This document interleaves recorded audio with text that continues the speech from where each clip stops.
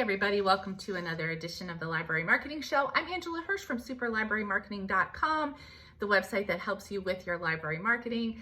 This is the last Wednesday of the month, which means it's time for social media updates. Here are the big 3 things that you need to know about the social media platforms that you're using most frequently. And so what do these updates mean for libraries?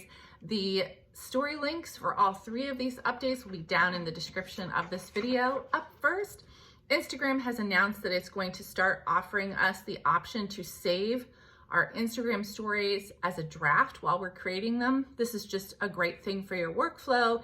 It means if you have an idea for a slide for an Instagram story, you can record it and save it and post it later. There's more information in the link description down there, but I just think this is a really cool, great thing for libraries, especially if you've got more than one person who's working on your Instagram account. You guys can work together and create story drafts and put them together later. All right, story number 2. Speaking of stories, YouTube's version of stories, which is kind of a mix of TikTok and Instagram Reels. They're calling them shorts, and it's expanding. If you've gotten on YouTube in the last couple of weeks, you may have noticed, if you kind of scroll down in your feed, it's not usually the first or second thing that appears in your feed, but for me, I can see it's kind of the 3rd thing, and these are just really short pieces of video. Why am I excited about this? Number 1, I think most libraries have a larger audience already built on YouTube coming out of the pandemic. And I think if you're gonna be talking about where you should be doing short videos, either to promote your library or to promote other pieces of video or other things on your YouTube channel, this is the place to do it because your audience is already there. You've already got an audience on YouTube. And I think this will be really awesome. If you notice that your YouTube channel has the ability to create shorts in the next couple of weeks, I would go ahead and experiment. And they're just really fun. It's almost exactly like creating a TikTok video or a Reels video on Instagram. So if you've done that, you're gonna be able to create a short and your audience is already there. All right, number 3. Facebook is working on an audio-only room. So I don't know how many of you have heard of Clubhouse. It's a new social media app and it is all audio. There's no visual component whatsoever.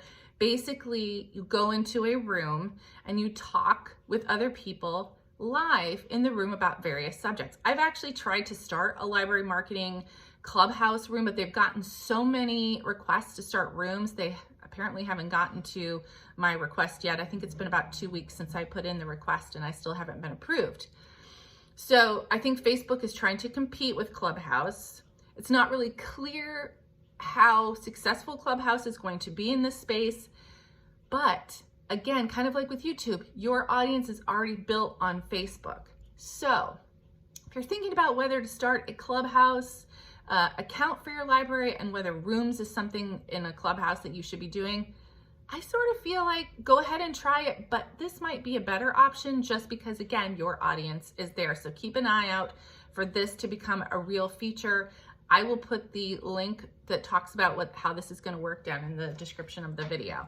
Is there something that you want to ask about social media? You can make a suggestion for a future topic of an episode of the Library Marketing Show. Just go to superlibrarymarketing.com and click on the Library Marketing Show tab. You can also nominate a library for kudos using that same tab. And today I'm giving out kudos to the Illinois Prairie District Library.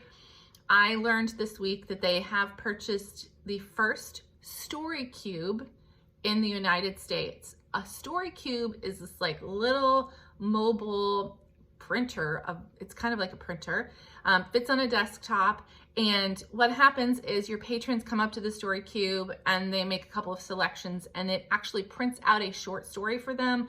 Or apparently during the month of April, which is National Poetry Month, it's going to be printing out poems for people. It's just a really cool way. This is a great thing to engage people and bring them into the library. You know, people love that shiny new toy, and that's definitely what a story cube is.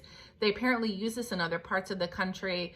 I love that Illinois Prairie District Library did this. They got some national coverage for being the first to purchase it, and I just want to give them kudos for being on the cutting edge of this technology.